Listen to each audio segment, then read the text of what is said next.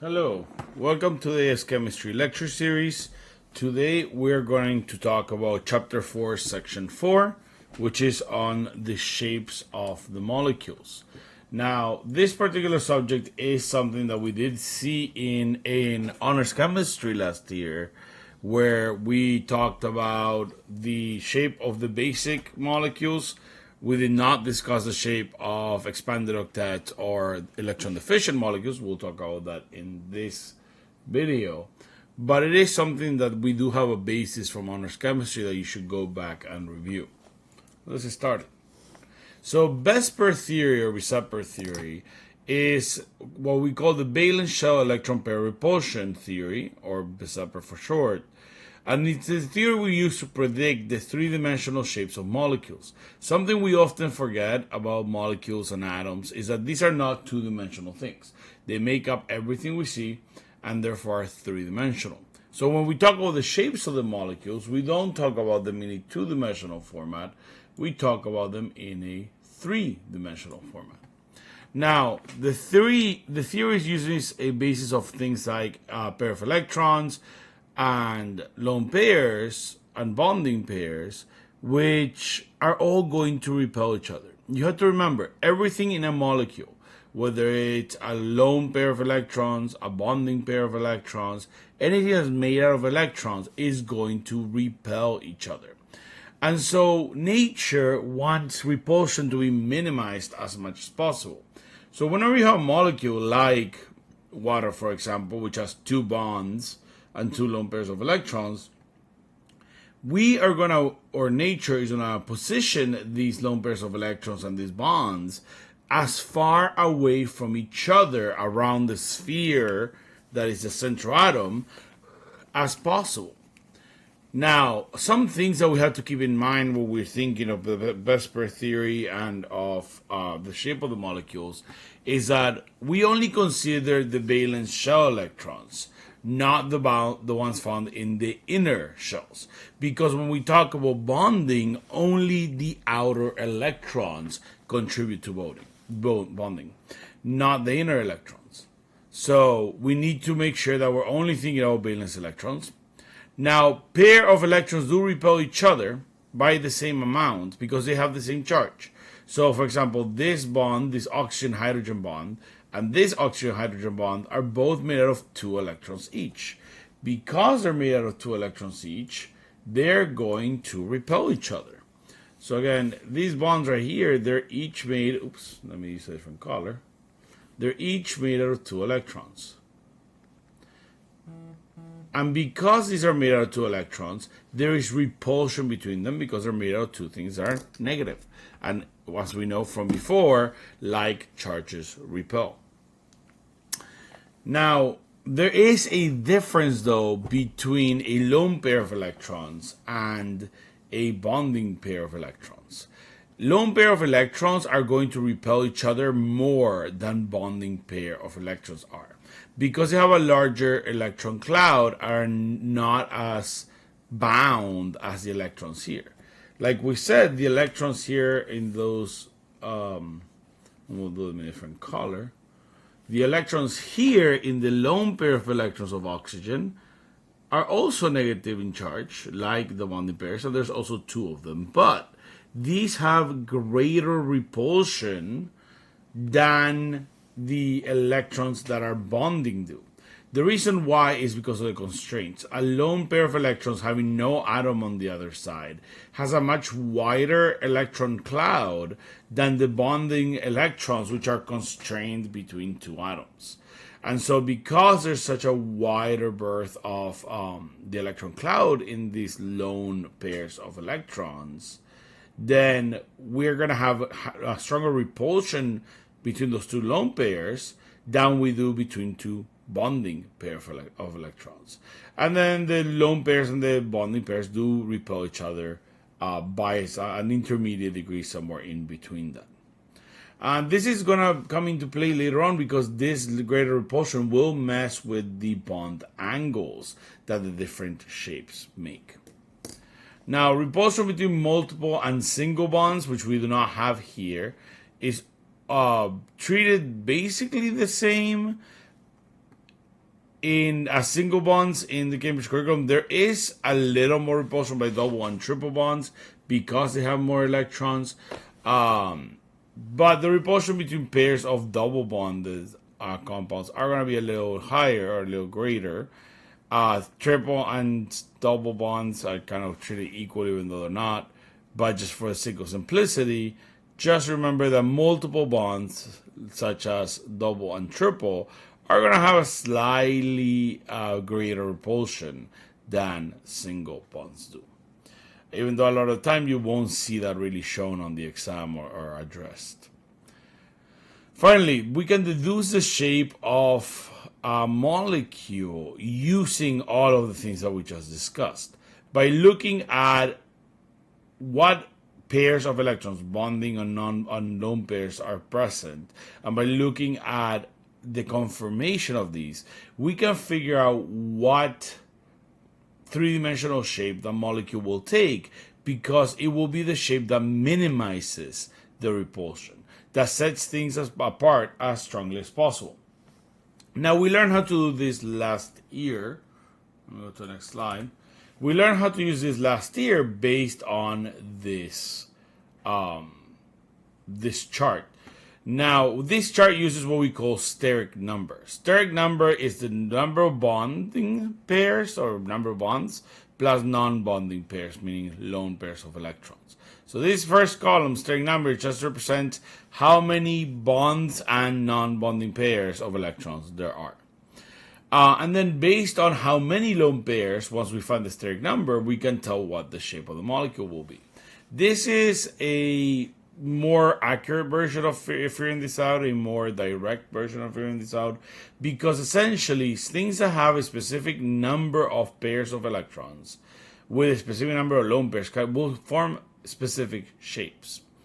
For example, if we had a molecule such as PCl3 being P with one lone pair of electrons, one chlorine, two chlorines, three chlorines. PCl3, if we wanted to figure out what the shape of PCl3 will be, what we will look at is the fact that we have one lone pair. So we have one lone pair here, and we have three bonding pairs. 1, 2, 3. Oh, this is the same way.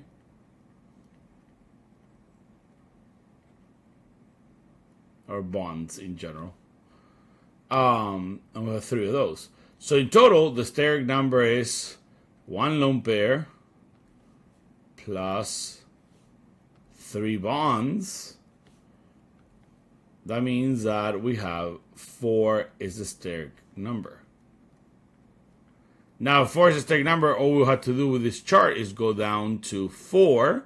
Here we have this row. And then based on the fact that we have one lone pair of electrons, then if we have 4 as a steric number, one lone pair, then the shape of that molecule is trigonal pyramid.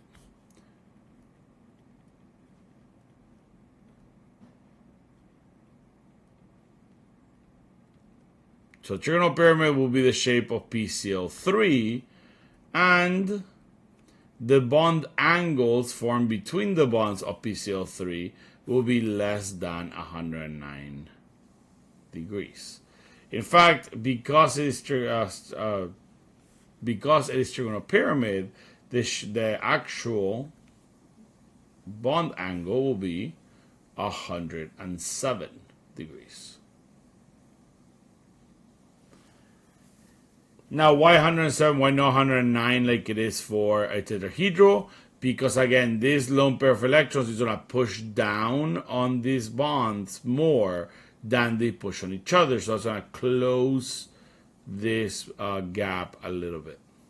Now, this is a Lewis structure. It's not drawn in 3 dimensions. If we wanted to draw PCl3 in 3 dimensions, we will actually draw it as a trigonal pyramid, meaning we will draw something along these lines.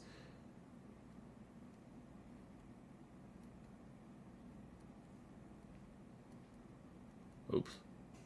Those are supposed to be lone pairs.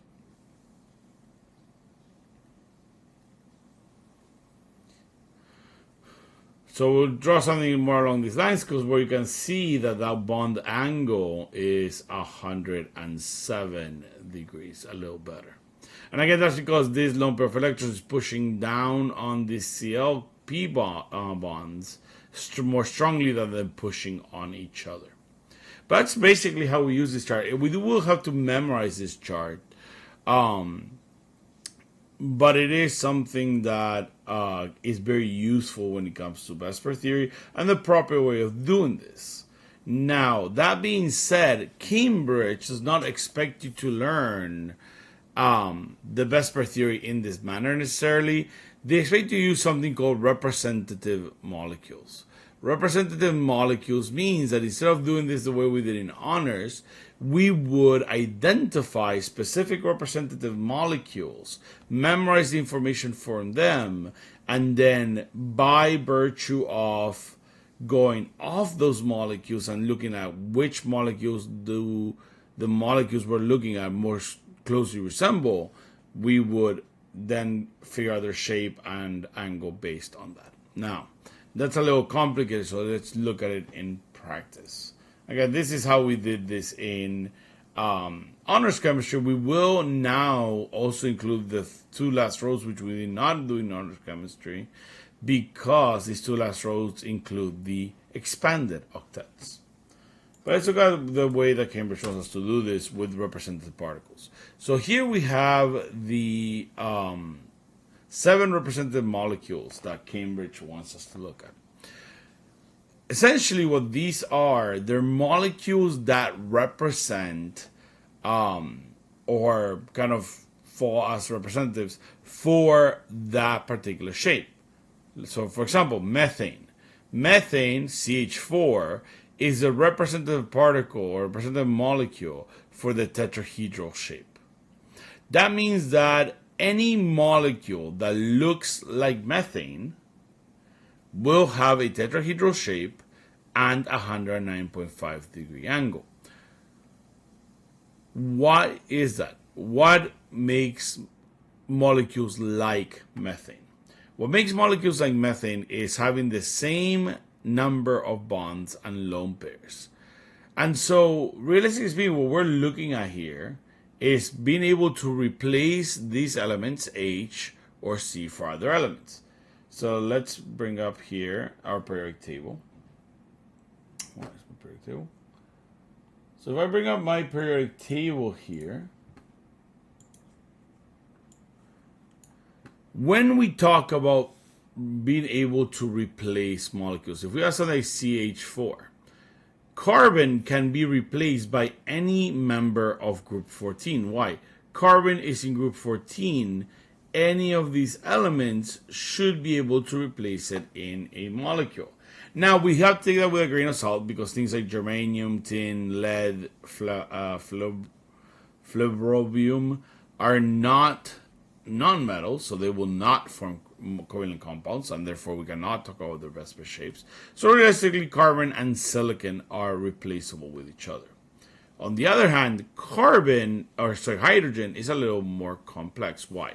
Hydrogen is in group 1. Everything else in group 1 is a metal. So again, this wouldn't actually form covalent compounds.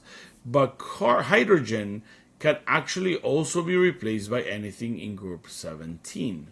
Why? Hydrogen forms one bond. Elements of group 17, as we discussed earlier in this chapter, also form one bond. And so we can replace hydrogen with any of the group 17 elements. Fluorine, chlorine, bromine, iodine, tennessine, astatine. So when we're talking about a particle that looks like or is a representative particle, we're talking about switching out these elements for any of those to form molecules that will essentially have the same number of bonds, the same number of lone pairs, and therefore fit the same parameters as the representative particle. So let's look at some examples. Again, we're going to go back to talking about here CH4 methane. So let's say we want to, so we'll draw methane first to have a point of reference.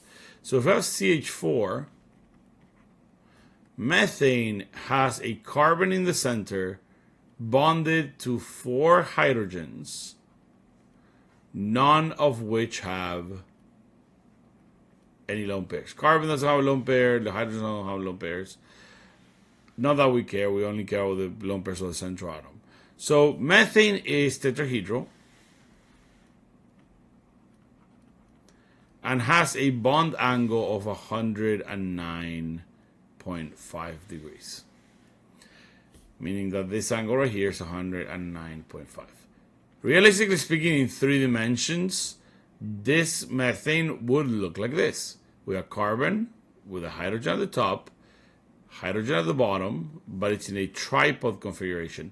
And then here is something that is important to learn. How do we draw this in 3 dimensions? Because this is a 2-dimensional drawing, but tetrahedrals are a 3-dimensional shape. We can use what we call wedges and dashes instead of our classic bonds. So this will be a wedge, and this will be dashes. What do these things mean? Well, a wedge in a drawing means it's coming out towards you. It's popping out of the screen towards you. And then a dashed line means going behind, going back. And so that means that this hydrogen is going back behind our carbon. So it's a way of drawing 3-dimensional structures. Basically, any bond drawn like normal, like a line, will be on the screen itself, while anything drawn with a wedge is popping out towards you. Anything drawn with a dash is going back behind. And so there we can see our little 3-dimensional tripod configuration that tetrahedrals are. But we digress. So what is a molecule that essentially will be equal to, or that uses methane as its representative molecule? Well, like we said, carbon can be switched with anything group 14. So if we have something like silicon tetrahydride SiH4, this would also be tetrahedral with a 109.5 degree angle. Why? Since silicon is also in group 14 like carbon, it also has 4 lone pairs. Or sorry, 4 pairs of electrons. 4 electrons in the outer shell. If we pair that with hydrogens, which have 1 electron each, and we're going to do a cross and dot structure first here. Hydrogen, hydrogen, hydrogen. If we do hydrogens, which also have a dot and X each, then when we bond, again, this is going to create a bond right here. Carbon to hydrogen to silicon. A bond right here. A bond right here. And a bond right here. So we're going to create the dot and cross structure will look like this. Si X dot X dot X dot X dot with hydrogen, hydrogen, hydrogen, hydrogen, meaning that the Lewis structure is essentially the same as for our CH4. Because SiH4 has the same Lewis structure, the same number of bonds as CH4 as methane, that means it's also tetrahedral and it's also 109.5 degree angle. All right, so if I wanted to draw in 3 dimensions, I will draw Si, H, H, H, and then H. Now, this is an example where we just change one of the elements, but we could change both of them, right? We could change up that silicon, or sorry, that carbon for silicon again, and hydrogen can be replaced by any of the halogens. So let's do chlorine. So if we have SiCl4, this molecule is also tetrahedral 109.5 degree angles. Why? It has methane as its representative element. We have Si in the middle, with its 4 valence electrons. And then we have 4 chlorines. Well, chlorine and any of the halogens are going to have 7 valence electrons. 1, 2, 3, 4, 5, 6, 7.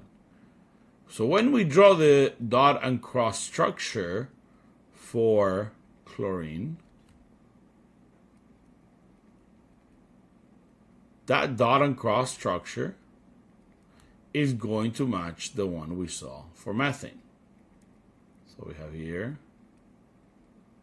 again, there's a bond right here, a bond right here, bond right here, bond right here. So we end up with the exact same dot and cross structure where we have 4 bonds with no lone pairs.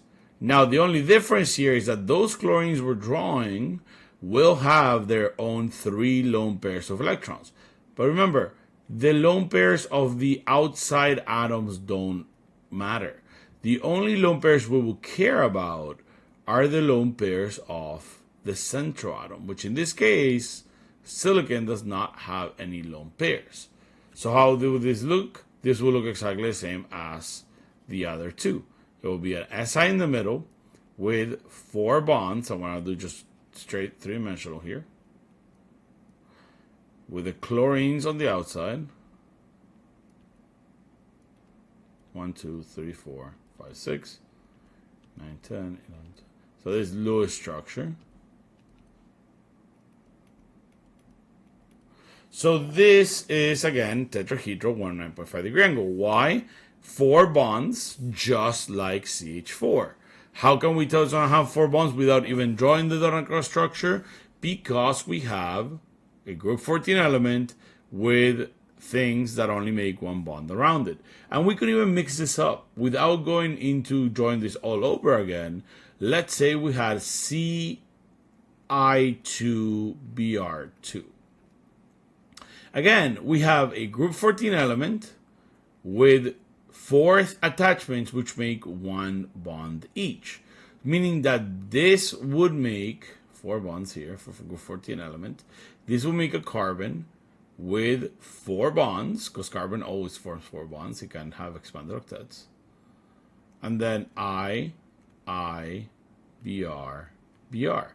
With, again, the I and the Br having lone pairs because they do need an octet, just like everything else. Meaning that this will be tetrahedral and 109.5 degree angle. And this is true. We can do this for any one of the molecular shapes. I'm going to go through all of them, but you can do this with any of the molecular shapes. We can compare what we're looking at. Again, we have group 14 elements here that we're working with. So carbon's group 14, silicon's group 14, silicon's group 14, carbon's group 14. They're all group 14 elements in the center with making 4 bonds. And then they all have surrounding that group 14 element things that make 1 bond. Hydrogen, hydrogen, chlorines, or even 1 iodine and 2 bromines, both of which make 1 bond each. So we can look at that and just without even looking at how many lone pairs, so it has 4 bonds, 0 lone pairs, that's what makes it tetrahedral. This does make it faster when you're taking the exam to figure out what the shape of a molecule will be without having to go through a hassle of drawing out a whole Lewis structure or dot and cross structure. Alright, so that's tetrahedrals. If we have pyramid trigonals or pyramidals or trigonal pyramidals, well, this thing has like 50 different names, but just the word that you're looking for is pyramidal. Pyramidal, trigonal pyramid, trigonal pyramidal, pyramid. Those have 107 degree angle. And what is the difference between a tetrahedral and a pyramid? The only difference is that we have replaced one of its bonds at the top with a lone pair of electrons. So here we're going to have something that makes 3 bonds in the center, as opposed to the 5 for carbon, and 3 things that only make 1 bond, or multiple bonds, depending on how many bonds you can get in total. So again, 3 bonded things, 1 lone pair is the key here. And that's going to be a pyramid with 107 degree angle. So what are our options here? Well, like we said, things that only make one bond will be hydrogen and the group 17 elements. What makes 3 bonds on the periodic table? Group 15 makes 3 bonds. So the center of most of this, and there are exceptions, but the center of a lot of these are going to be group 15 elements. So we have here nitrogen, phosphorus, arsenic, antimony, bismuth, and moscovium we are not going to use because these are metals. Whereas arsenic is a metalloid, it will form some covalent compounds, phosphorus and nitrogen being the most common. So, if we look back at this, again, we have NH3 ammonia as our representative molecule. So, we're only going to do 2 with this one. Now we're saying to the gist of it.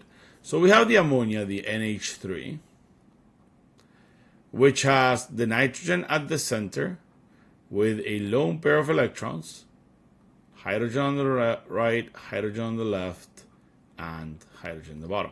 So again, this is a nitrogen or group 15 element which makes 3 bonds with 3 attachments that only make 1 bond. So something along the lines of this when it comes to the 3-dimensional structure, we'll have nitrogen.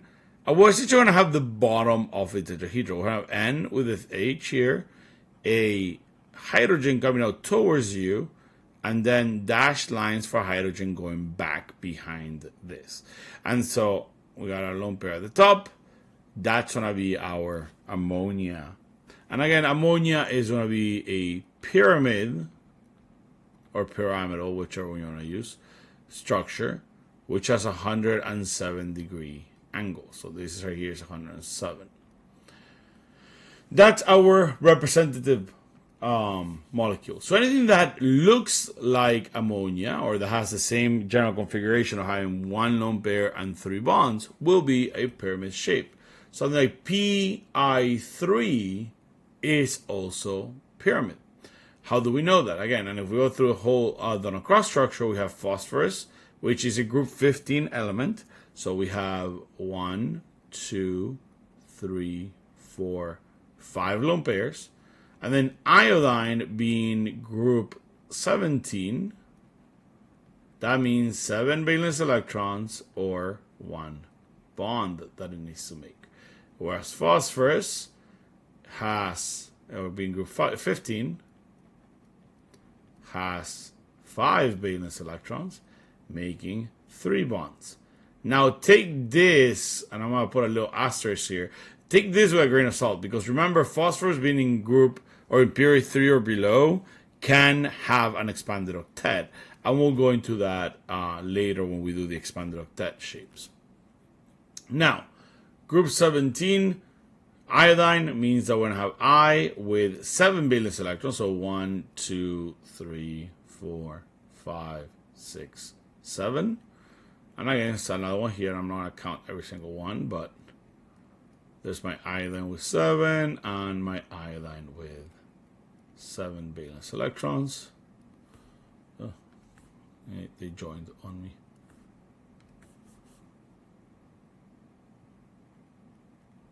So we're going to get a bond here between the phosphorus and the iodine, a bond here, and a bond here. So when we do this, then the Pi3 is going to end up looking like this. P with a lone pair of electrons at the top. Oh, let me do the dot and cross first. So P with the lone pairs of electrons at the top. And then we're going to have 3 bonds to the iodines, which are dots, here, here, and here. And those iodines are going to have 3 lone pairs of electrons each. Again, we don't care. Obviously, we have to draw them when we're doing the dot and cross structures and the Lewis structures, but we don't particularly care that iodine has lone pairs for the sake of best pair theory. We care that the phosphorus, that's the central atom having lone pairs of electrons, is what's going to dictate the shape. So when we draw this in 3 dimensions, we're going to have the phosphorus in the middle with its lone pair.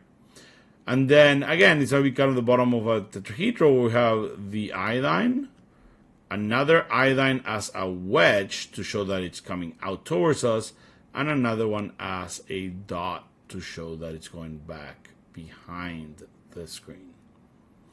And that gives us that little three-dimensional tetrahedral shape with the help of the dashes, which means that it's going back behind the screen, and the wedge, which means that it's coming out towards you, with the lines just being on the screen itself. So this is going to be a pyramid with a 107 degree angle, because it is the same as the represented molecule ammonia. It has one bond, one lone pair, and 3 bonds. And that's what makes it that shape. And when we say one lone pair again, that means the central atom. We don't care about the lone pairs on the iodines. We only care about the lone pairs on the phosphorus or the nitrogen, depending on which one we're looking at. So that is the pyramid shape. The B shape or bent is what we call the last tier. And you can call it either on the test.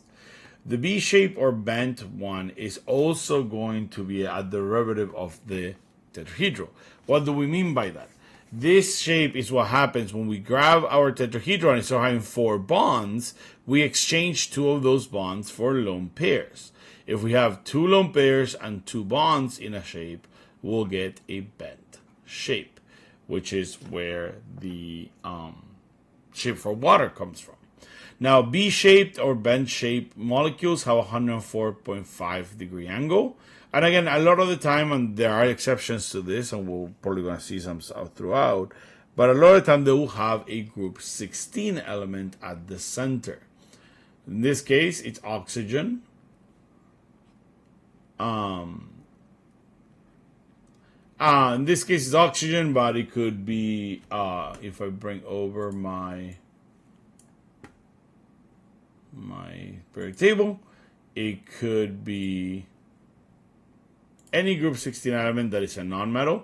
So oxygen, sulfur, selenium, and tellurium are all nonmetals or metalloids. Polonium and lyrium are not going to be the case because these are metals. But most of the time we'll see oxygen or sulfur or selenium in the center there, sometimes tellurium. But there are some other exceptions, just keep that in mind. So let's look at some examples of this. I'm going to do one example here. We have our original representative molecule, which is water, H2O. You got to remember, H2O is written a little backwards from most things. Most of the time, it should really be written OH2 since oxygen is a central molecule. So water has an oxygen at the center with 2 lone pairs of electrons on the oxygen on the central atom, and then 1 bond each to the hydrogens. This is a B shape or bent molecule with a 104.5 degree angle. Oops, not Celsius, degree angle. All right. Now, what makes this a B shape? It makes a B shape because we have 2 lone pairs on the central atom and 2 bonds, or 2 bonded things. So if we look at something similar, we could look at replacing just one or both of the molecules. Again, we could have sulfur in the middle instead of oxygen, because this is also a group 16 element. And we could have fluorine instead of hydrogen, because again, hydrogen can be replaced by any of the halogens because they all form 1 bond. So SF2 will be a sulfur in the center, which has 1, 2, 3, 4, 5, 6 valence electrons, because in group 16. And then fluorine, which is in group 17, has 1, 2, 3, 4, 5, 6, 7 valence electrons. Let me read it down. And then F here, 1, 2, 3, 4, 5, 6, 7. So again, we're going to have a bond there and a bond there. That's the same as water, where we're going to have S in the center with a single bond on each side to fluorines. That sulfur is going to end up with 2 valence electrons. I'm just going to skip the dot and cross structure for now. and then fluorines are going to have 3 lone pairs each. So the fact that we have 2 lone pairs on the central atom and 2 bonds, or 2 bonded things, means that this is also going to be a B shape or a bent molecule. All right. Now, we don't need to go as far as drawing it. If they're just asking us for a shape, all you have to realize is that with sulfur, we have a group 16 element, which means 2 bonds, unless it has an expanded octet, which you have to remember. And with fluorine, we have a group 17 element, which means 1 bond. And so because it has the exact same thing as oxygen, as water, 1 group 16 element in the center, with 2, which makes 2 bonds, and a 1 bonded element on the outside, and there are 2 of those, so OH2, OSF2, then that's going to mean that they're going to have the same shape, same bond angle, etc., etc. All right. Next is trigonal planar. Now, trigonal planar is going to be where things start getting wonky. Why? Our representative molecule for trigonal planar is BF3. BF3, boron trifluoride, is an electron deficient molecule. And you remember this from the last video. Boron usually makes electron deficient molecules.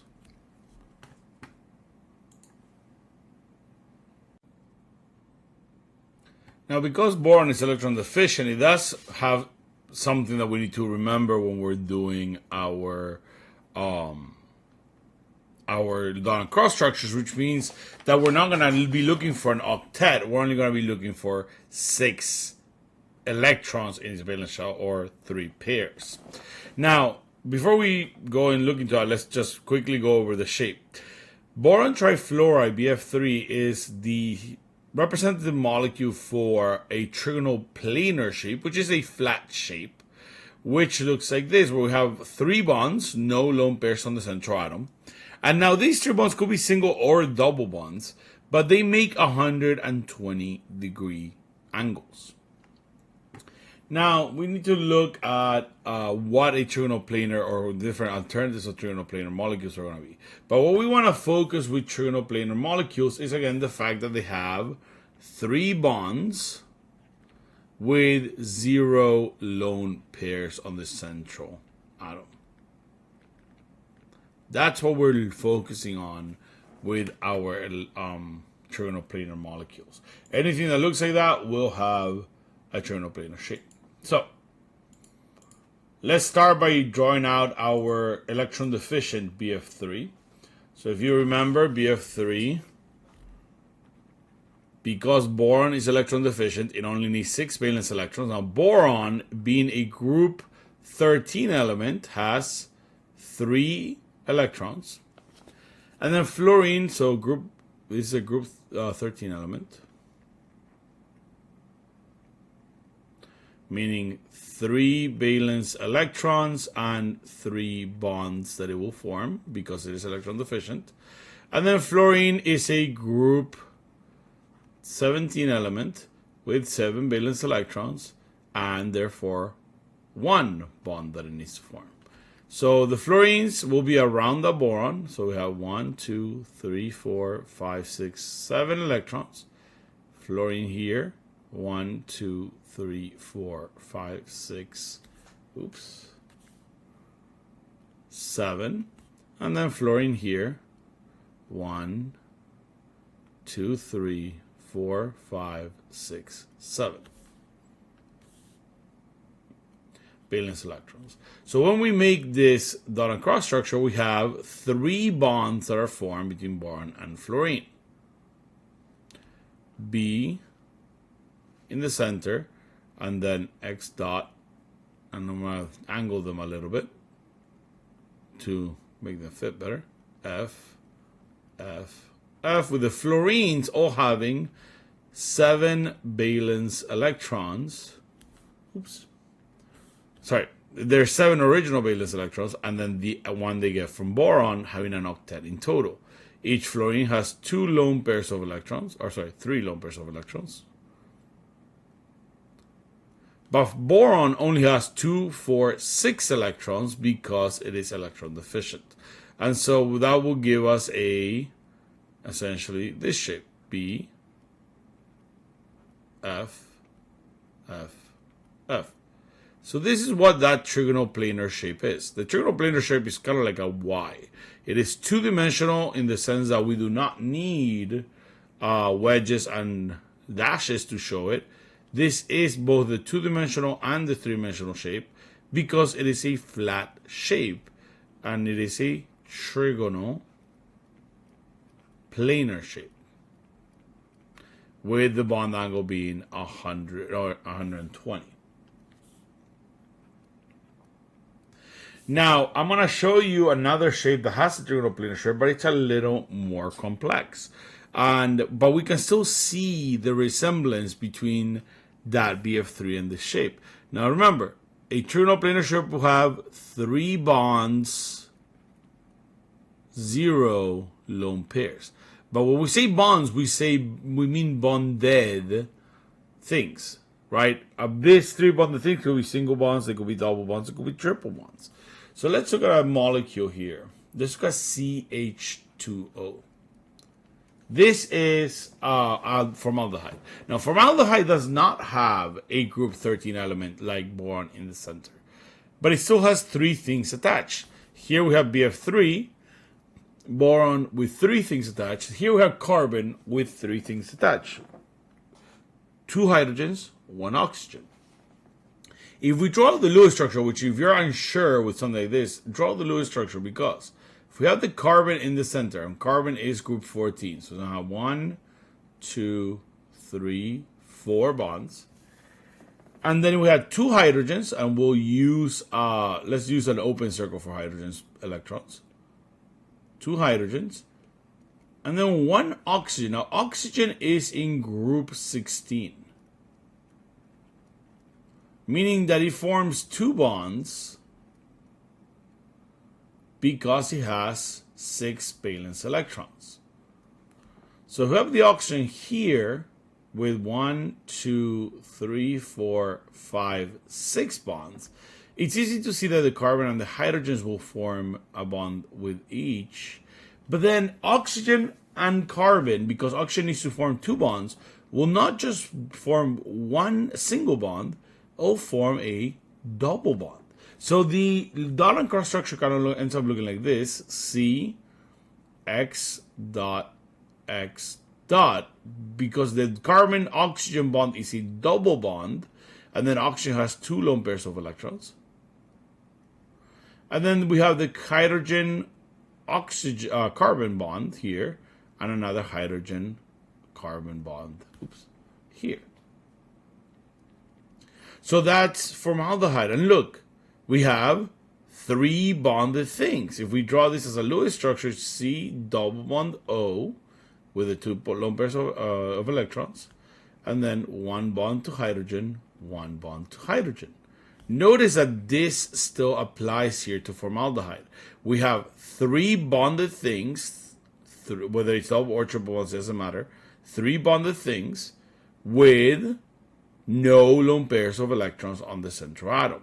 So now we do have to recognize this is a double bond. So this bond right here will be roughly 120 degrees. It'll actually be slightly bigger than 120 degrees. Why is it slightly bigger than 120 degrees? Because that double bond is a little more repulsive than those 2 single bonds. And so this one right here is slightly smaller than 120 degrees because these 2 hydrogen single bonds are being pushed together by that double bond. But that difference is very small, as we had discussed earlier, just so you're aware. The double bond repels more, which pushes those 2 hydrogen-carbon single bonds closer together, but the change is not drastic. So you're not going to be asked exactly what this number is, because that will change from molecule to molecule. You can just say it's around 120 degrees. All right, so this is trigonal planar. Next up is linear molecules, and linear molecules are exactly what they sound like. They're a straight line with a 180-degree angle, and they're usually formed when there's only two bonds with 0 lone pairs on a molecule.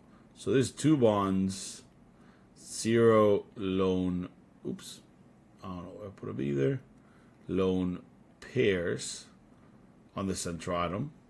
Again, always on the central atom for the lone pairs. We don't care about the outside ones. And so a molecule that is like this is carbon dioxide, where we have a carbon in the center with a double bonded oxygen on one side with double bonded oxygen on the other. And this is a molecule that has double bonds for those bonded atoms instead of single bonds. But again, that doesn't matter. So let's look at other examples of a linear molecule. So we'll start with C-O. So CO2, carbon dioxide, are a representative molecule for linear, which means 180 degree angles. And again, why carbon has 4 valence electrons, it's in group 14. Oxygen has 6 valence electrons, it's in group 16. And we can see by drawing the dot and cross structure that carbon needs 4 bonds, whereas the oxygens need 2 bonds. So doing some basic math here, then the carbon should be bonding twice to each oxygen. And we can see that bond here. That's 1 double bond for a carbon oxygen, and then the other one would be, and I'm gonna just rearrange my oxygen here a little bit, put a single bond, a single electron at the top, 2 on the bottom, so I can do this. So 1 bond, 2 bonds. So we have CO, with double bond on the right side, and then another double bond on the left side, with each oxygen having a lone pair of electrons. So we have double bond on one side as the Lewis structure, double bond with 2 sticks on the left side as a Lewis structure, and so this is linear with 180 degree angles. Again, what makes it this? 2 bonds, or 2 bonded thing, 0 lone pairs on the central atom. So what else could have a similar shape? Well, let's look at something like CS2, carbon disulfide. Sulfur is also a group 16 element, meaning they have 6 valence electrons and makes 2 bonds just like oxygen. Meaning that without even drawing out the dot and cross diagram, we can see that carbon, which has to have 4 bonds, and it cannot have an expanded octet, will have 2 bonds to the sulfur, 2 bonds to the sulfur on their side, and those sulfurs we had 2 lone pairs each. Again, why? Because 4 bonds, 2 bonds, that's the only way they can match up, making this 2 bonds, 0 lone pairs, which makes it a linear molecule. If you want to actually see the dot and cross structure, we have C with 4 valence electrons, because we're group 14. Sulfur with, those are supposed to be dots, 6 valence electrons, because we're group 16. And then we have 2 sulfurs in total.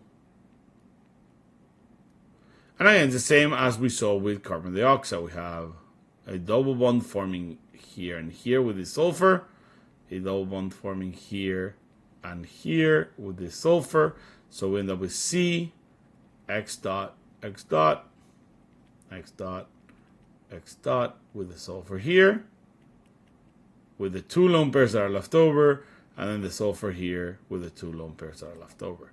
Or just C double bond S on both sides.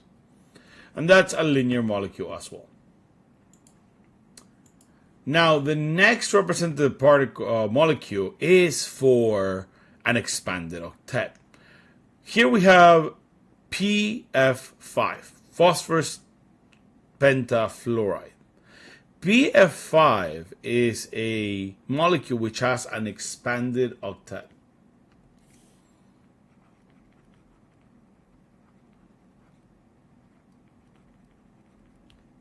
And we can see here this is an expanded octet. If we look at this molecule, we have 2, 4, 6, 8, 10 electrons on the phosphorus. Again, phosphorus is in period 3, which means that it can have an expanded octet. And we can see that here where the phosphorus has 5 bonds. And you might be asking, why? Why does it have 5 bonds? Right? Why wouldn't it have less? Well, think of the molecule itself. PF5. Since bonds have to have 2 electrons each, and there are 5 phosphorus or fluorines that we need to bond to this phosphorus, there is no way that PF5 exists without an expanded octet. Because even if every fluorine is single bonded, which it is, and we can see that here in the dot and cross structure, then 5 single bonds will make a total of 10 electrons. Because it makes a total of 10 electrons, we have to have a expanded octet on phosphorus in order for this molecule to be possible. And how do we know that that exists? Because PF5 is an actual molecule found in nature that we can use and that we can make and that we have observed. And so an expanded octet is the only possible explanation of that molecule. Now, when we have this type of situation, we have an expanded octet which has a molecule with 5 bonds and 0 lone pairs of electrons on the central atom. That type of structure is called a trigonal bipyramidal. Trigonal bipyramidal molecules have actually 2 different angles, because as we see here, and let me see if I can zoom in on this. As we see here in the molecule, that PF5 has a fluorine on the top and below it, the phosphorus, so straight up and straight down. And then there are 3 fluorines in a kind of triangle around the center of that phosphorus. So we actually have 2 different angles to this. We call this right here, this one, the axial fluorine, or the axial bonds. This was also axial. And we call the middle ones the equatorial bonds. And this one's also equatorial. Why axial equatorial? Well, think about it. If you think of this like the globe, like the Earth, then we have the axis of the Earth going through it, and then the equator going around it. So that's why we call these the axial, because they're in the axis of the molecule, and these the equatorials, because they're around the equator of the molecule. The axial and equatorial bonds do have different angles. Between an axial and an equatorial bond, we have a 90-degree angle, and that is the farthest it can possibly be, whereas the equatorial bonds have a 120-degree angle from each other. So we do say that the trigonal bipyramidal molecules have 2 angles. They have a 90-degree angle and a 120-degree angle. So let me zoom back out. So this is a trigonal bipyramidal molecule. Again, trigonal bipyramidal molecules are a little more complex. Oops, let's go back here. They're a little more complex, but they're always going to be made by things that have an expanded octet. So let's look at another example. So again, what we just saw for trigonal bipyramidal was PF5. This trigonal bipyramidal.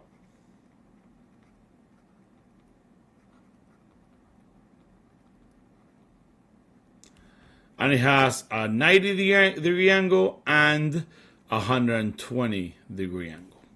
Trigonal bipyramidals are denoted by having 5 bonds with 0 lone pairs of electrons on the central atom. PF5 is such a molecule because, and here's the key about things with expanded octets, don't draw out dot and cross structures for the individual atoms because that will confuse you. When we draw out the dot and cross structures, don't pair up the electrons like we would normally because they won't match up.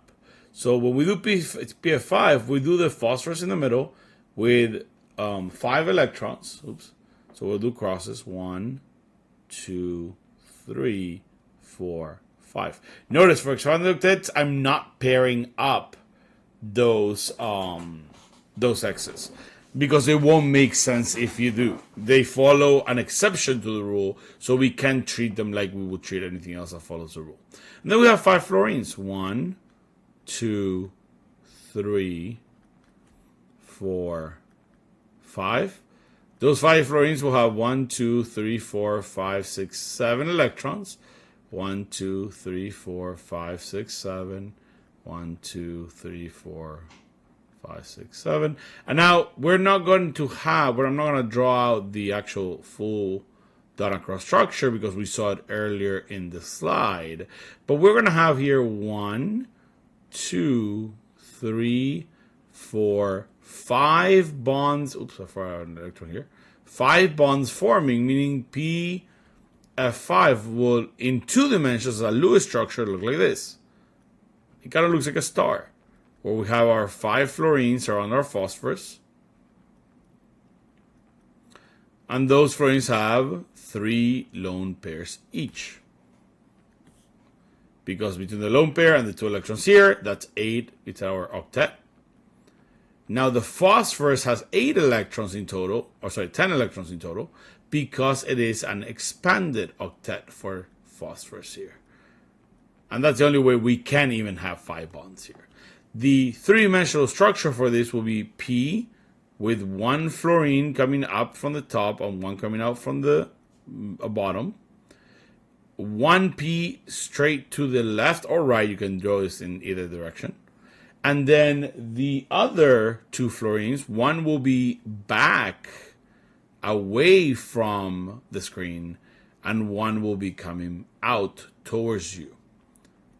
So we have that trigonal bipyramidal shape where the fluorine is coming back. This one is coming away from the screen.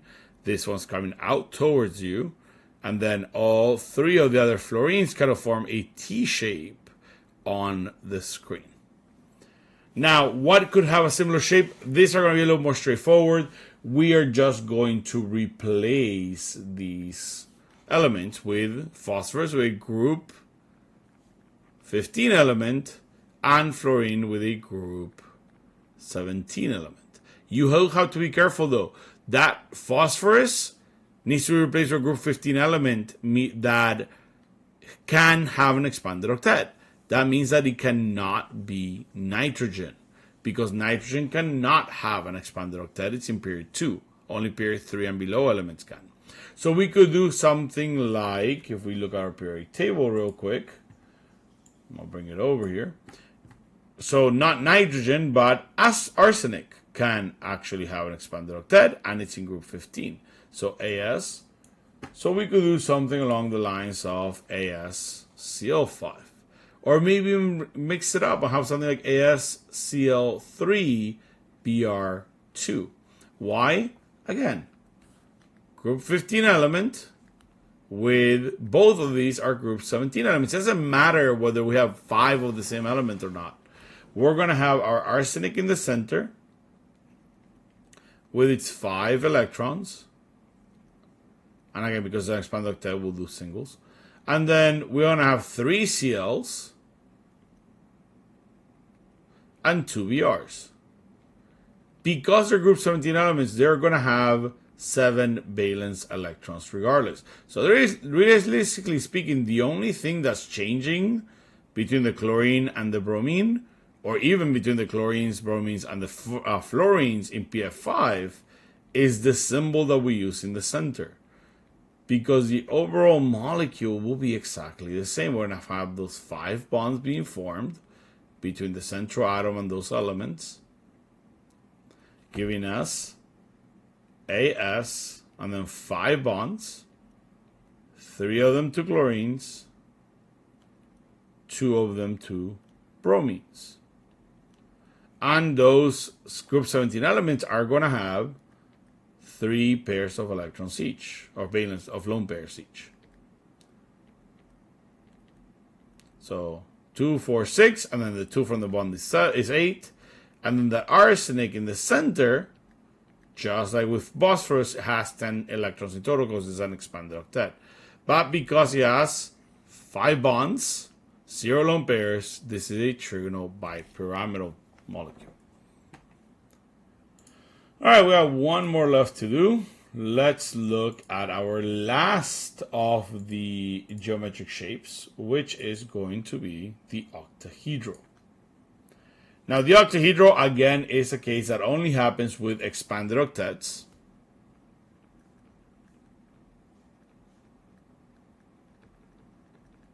But in this case, we're going to have 6 bonded things and 0 lone pairs.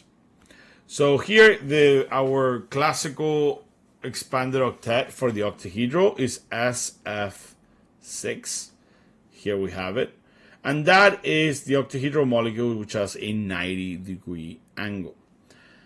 So again, this is expanded octet because if we look at that sulfur, we have 1, 2, 3, 4, 5, 6 bonds on the sulfur, which means that it has to have 12 valence electrons. It has to be an expanded octet because that's the only way to have SF6 with 6 bonds to the central atom. And sulfur again can do this because it is a period 3 element. Only period 3 elements or below can form expanded octets. So our SF6 is our representative molecule here, and anything that has 6 bonds, like SF6, will have an expanded octet and therefore be an octahedral shaped molecule with 90-degree angles. And it looks like this. It kind of looks like a diamond. We have a bond, in this case fluorine, above and below, with 4 on that equatorial position that we were talking about with the trigonal bipyramidal.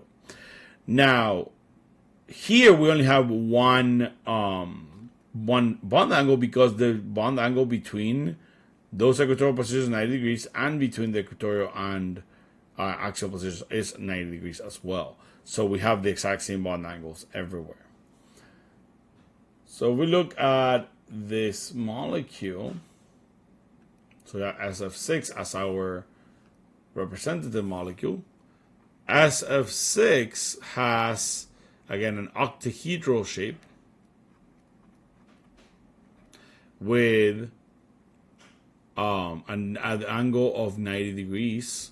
And it does this because it has 6 bonds and 0 lone pairs. Realistically speaking, anything that has 6 attachments to a central atom is going to be octahedral. That's the only possible shape it could be. So SF6 as having 1, 2, 3, 4, 5, 6 bonds to fluorine, to 6 fluorines, is going to be octahedral, because the only way to have this 6 fluorines is to have no lone pairs of electrons. You couldn't fit more than 12 electrons on a central atom, even if it's an expanded octet. And so if we have 6 bonds, or 6 bonded things to the central atom like we do here, we can only have octahedral because we will never be able to have any lone pairs on that central atom. So this is a lot more easy and straightforward. Any molecule that plays off of that, and realistically speaking, again, because sulfur is in the center, and then we have a fluorine here, so anything like selenium, which is also in group 16, I'm going to bring up my periodic table here. So anything that replaces a sulfur with selenium or tellurium, not oxygen, because again, oxygen grouped in period 2, so oxygen cannot have an expanded octet. And then anything we replace that sulfur with, and anything with a single bond, like hydrogen, for example. So we could have SEH6, and again, selenium has 6 valence electrons. 1, 2, 3, 4, 5, 6. And hydrogen has 1. Why? Because group 16 for this, group 1 for hydrogen. Hydrogen has 1, and there are 6 hydrogens.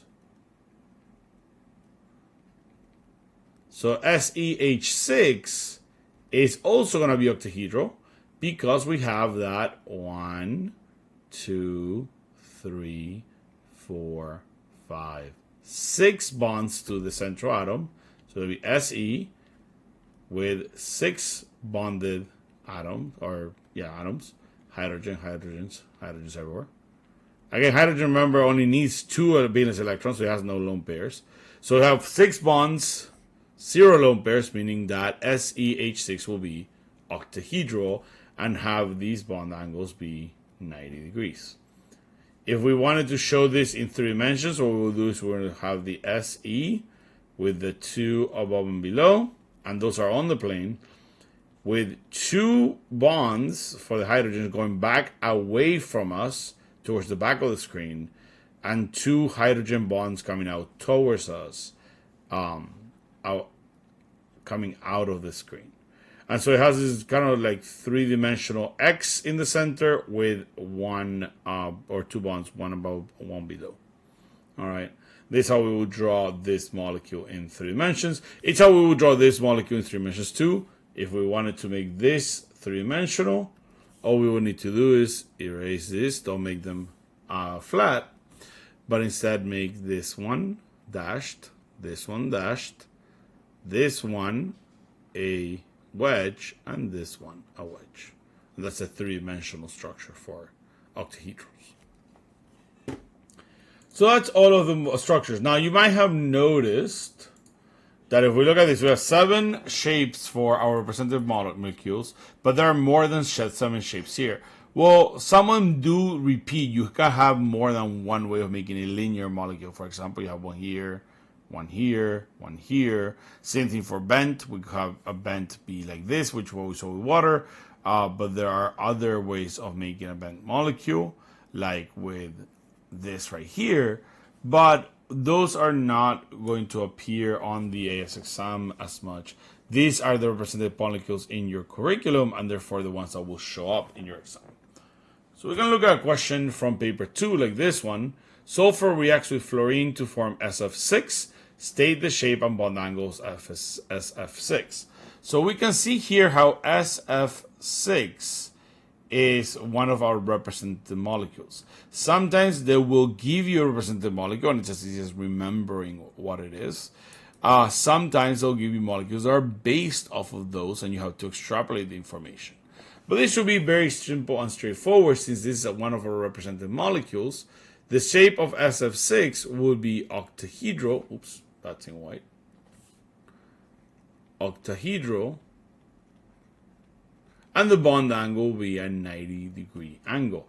Notice how this is 2 points. So this right here is 1 point, this here is another point. The other thing to notice about this question is the command word. The command word is state, which reminds us that if you remember from earlier in the year, state means that it's something we know, not something that we're using critical thinking for. It's not something that we're extrapolating, it's something we know. And that makes a lot of sense considering that this SF6 molecule is one of our representative molecules and not something we have to compare to them. So that goes to show you how these command words can give you hints as to what you're looking for. So here's an octahedral shape with a 90-degree angle. And that's what our molecule is, our SF6, which is, again, our representative molecule. We could look again. Now we're going to look at a paper 1 question, slightly different question.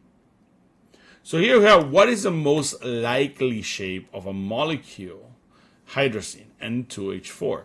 Now here, most likely, this wording means that it's not something we're going to know, because we have not looked at hydrazine, we have not looked at N2H4, but it's something we need to extrapolate. Now, this is a perfect opportunity to talk about 2 things. One is the fact that when we have a molecule with multiple central atoms, because this does not have any one central atom, right? This has two central atoms, the two nitrogens, and has things coming out of there. What we're going to do is we're going to look at the molecules individually, or the central atoms individually.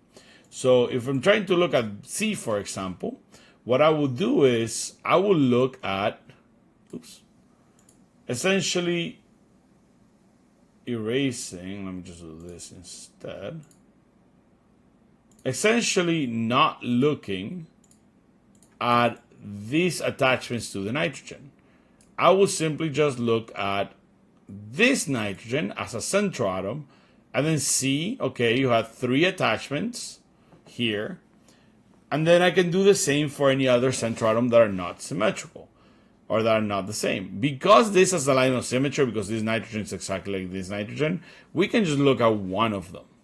So that's the first thing. Whenever we have multiple central atoms like we do here in hydrazine, don't worry about looking at the overall shape of the molecule. Look at the molecule in chunks. So here for hydrazine, we will look at just this section right here, the nitrogen bonded to 3 things. And then if we had something different, we will look at that instead, at that other thing separately. So we do not have one central atom. We look at the central atoms individually. That's number one. The other thing that this gives us a chance to discuss is Cambridge will not always make things easy for you. Because when you look at a Lewis structure, there are 2 things that they're not usually shown. Number one are lone pairs. Whenever we look, especially with these more larger and more complex molecules, there might be lone pairs missing that are not shown in the picture. For example, here, nitrogen has 1, 2, 3 bonds. That means a total of 6 electrons that are shown. But we know that according to the octet rule, nitrogen needs to have 8 electrons shown. So what is not being shown here? Well, if nitrogen only has 3 bonds, then it must have a lone pair of electrons. Because then we'll have 2, 4, 6, 7, 8 bonds or electrons on that nitrogen, giving it an octet. The Lewis structures on tests are not necessarily going to show lone pairs of electrons. So you always got to remember, look for how many electrons, valence electrons, atoms have. If they don't have 8, unless it's boron or beryllium, which can be electron deficient, then chances are the lone pairs aren't being shown on your question. And this gives us more information, right? Because now we can look at their actual shapes considering the lone pairs. Now, the other thing that you should always look for is to not trust angles. Just because something is drawn as a 90-degree angle does not mean that it will be a 90-degree angle. For example, here we have a 90-degree angle shown. But we have to actually think about this. Just because it looks like a 90-degree angle, and it says it's a 90-degree angle, does not mean that that molecule will actually have a 90-degree angle. So this is what a very common mistake folks will make. Say, oh, look, that's 90 degrees. It says 90 degrees, so the answer must be B. Well, that's not true. And in fact, if you look at this one, that's also 90 degrees, and it looks like 90 degrees. So how do we know that this is incorrect? By looking at our VSEPR theory. If we look at VSEPR theory, if we ignore this and we look at this nitrogen, here in this nitrogen we have 3 bonds and 1 lone pair. According to what we learn in VSEPR theory right now, that what we say essentially NH3, which was our representative molecule, this 3 bond 1 lone pair conformation, which is found in NH3, is for a pyramid shape. Because it's for a pyramid shape, that means that the bond angle here has to be 107 degrees. Meaning these nitrogens, and if you notice, all of the nitrogens have the same thing. 3 bonds, lone pair. 3 bonds, lone pair. 3 bonds, lone pair. 3 bonds, lone pair. 3 bonds, lone pair. So because these are all 3 bonds and 1 lone pair, which is found in ammonia and H3, that means that all of these have to be pyramids. Well, pyramids have a 107-degree angle, meaning that these two options, A and B, which have 90-degree angles, cannot be correct. So just by looking at that, we have eliminated that A and B. We can also, looking at C, see that it has a 120-degree angle. Again, not a pyramid, not 107. 120-degree angle will be found in a trigonal planar like BF3, which will not have the lone pair. That's where knowing that the lone pairs are not shown in your pictures is important. Because if we looked at this, we'll say, oh yeah, that's a 120-degree angle, and it has 3 bonds. So that makes sense. That's a 120-degree angle. Well, yeah, because 3 bonds with 0 lone pairs are a 120-degree angle. But if we realize that those lone pairs are missing from the drawing, we will realize that this is not a 120-degree angle because this should be a pyramid shape and therefore a 107-degree angle. So it's not C. Therefore, the only answer choice left to us is D. So D is the correct answer here. So this also shows you, even though the VSEPR theory itself might not be too difficult, it might be fairly straightforward, you have to be careful with what you're looking at. You have to use your critical thinking because there's hidden information here. The fact that the lone pairs were not shown would lead you to choose C as an incorrect answer because you will see 3 bonds with no lone pairs and assuming it will be a 120-degree angle. But if you actually think about it, if you use your critical thinking and you realize, wait, if those lone pairs are not there, then this nitrogen does not have an octet. So this cannot be a proper structure. That structure should have a lone pair of electrons in it. And then that's when you realize, oh, this is supposed to be a pyramid, so it needs to be 107-degree angle, not 120. Yeah, so you have pyramid, not a trigonal planar.